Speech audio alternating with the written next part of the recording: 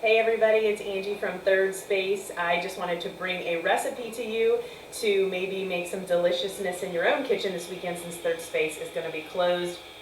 So I'm actually going to be making pancakes, which you might be thinking, big whoop, right? Pancakes. But how most people, when they're making pancakes, they are going to use a baking mix, which I will tell you, I personally think that homemade pancakes are pretty superior to baking mixes, and you probably have all the ingredients right in your pantry. So I'm going to show you how to do the pancakes that I grew up making. There's a lot of argument on the internet about how to make fantastic homemade pancakes. Some of the recipes are so elaborate, and I don't know about you, but on Saturday morning, I don't want something that's hard to do. I just want to be able to throw something together that's quick and easy and fun. It's a great recipe to do with your kids too. So I'm going to start with just kind of a smaller mixing bowl. It doesn't have to be too big. Now, I will tell you this recipe for pancakes makes plenty for my family because everybody will just have like a couple of pancakes. If you're somebody who wants to make like big stacks of pancakes, you're probably going to want to double your recipe.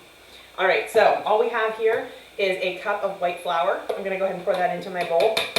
I will go ahead and tell you though, if you like variations, I do like a half of a cup of white flour and a half of a cup of whole wheat flour. I love the nuttiness and the texture of whole wheat flour. So if you're somebody who's more health conscious and you would like to try that, I strongly encourage it. It's delicious. But if you want a more classic, light, fluffy pancake, definitely stick to white flour. All right, so I have white flour. I have a teaspoon and a half of baking powder.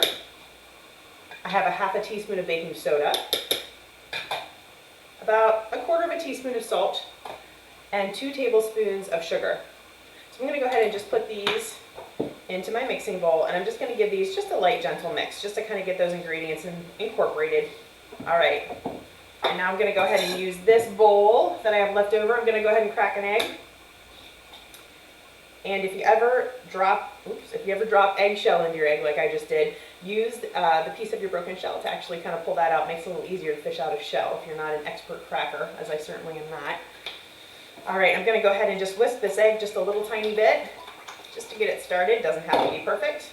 I'm going to add 2 tablespoons of oil. You can use vegetable canola, something light. You don't really want to use something heavy like an olive oil. So if you don't like using canola or vegetable, if that's bothersome to you, you can definitely just melt a couple of tablespoons of butter and substitute. So I'm going to go ahead and pour that in. Give that a little mix. Just get it started. And I have here about a cup and a quarter of buttermilk. Now this is real low-fat buttermilk from the grocery store. I do think this is the best for making pancakes. Personally speaking, it is worth the purchase of store-bought buttermilk.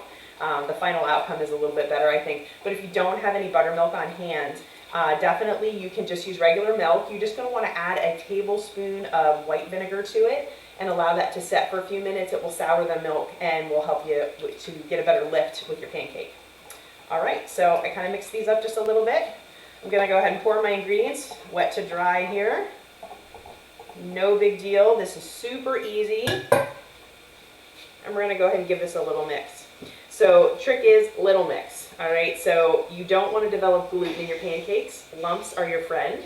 All right, so pancakes, the more you beat them, the tougher they'll get. Now I'm looking at my pancake batter. This to me seems just a little bit thick for me. And I'll show you what I mean in just a second. Should have brought a spoon over. Let me get a spoon. So my pancake batter is still, it's lumpy, but it's a little thick. I'm going to go ahead and splash just a smidge more buttermilk in here.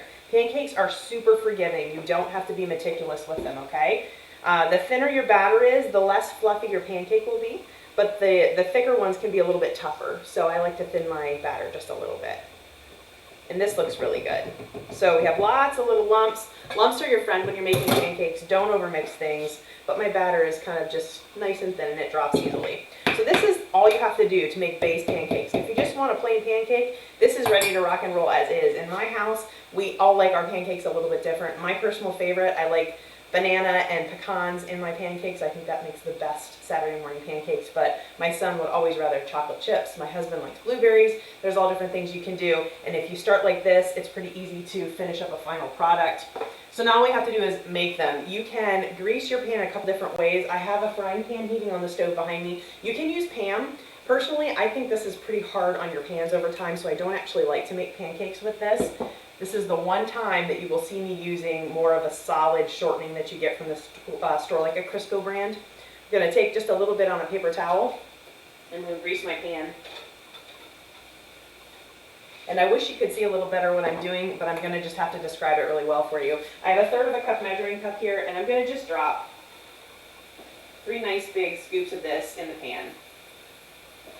And it's so easy. They smell good already. They're starting to puff up. And this is where you can customize to what you like. So I have a bowl of blueberries. I'm going to sprinkle a couple blueberries on this one over here. Fresh or frozen, it does not matter. So a little bit of blueberries. If my son Luke were here, I'd be using the chocolate chips. I'm going to sprinkle on a few chocolate chips.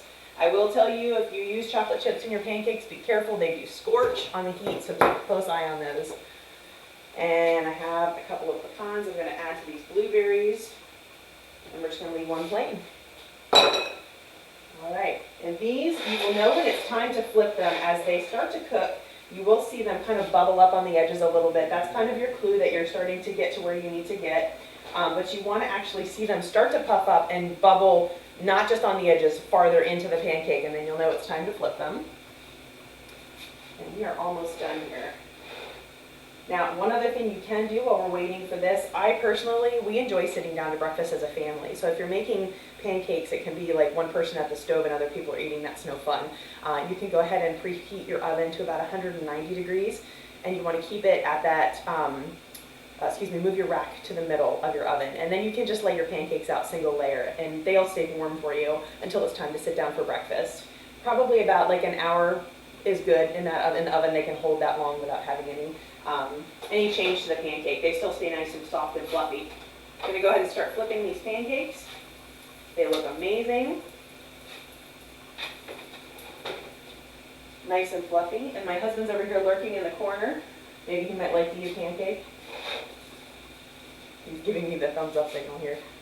All right, and I have a plate ready to go for myself. Another thing to try with your pancakes, just if you want to do some variations too, if you've never tried it, try some different things on the pancakes. I actually really like to use honey on my pancakes. We use real maple syrup at my house as well. If you've never tried it on a chocolate chip pancake, definitely give Nutella a go. We use a lot of Nutella at my house. My 18-year-old is absolutely obsessed with it, so these are all things to try. All right, I'm going to go ahead and pull this pancake off and see if I can give you a little bit of a show here. Oh, I'm getting too far away here. It's a perfectly fluffy, perfectly grilled little pancake, and a nice customized pancake. This one is blueberry and pecan, and it is perfectly ready to dive into. So seriously, try making your own pancakes sometimes. It's so easy, and you have most of the ingredients in your pantry. So have a nice weekend. We will miss seeing you. We'll be back next week at Third Space. Bye, everybody. Thanks.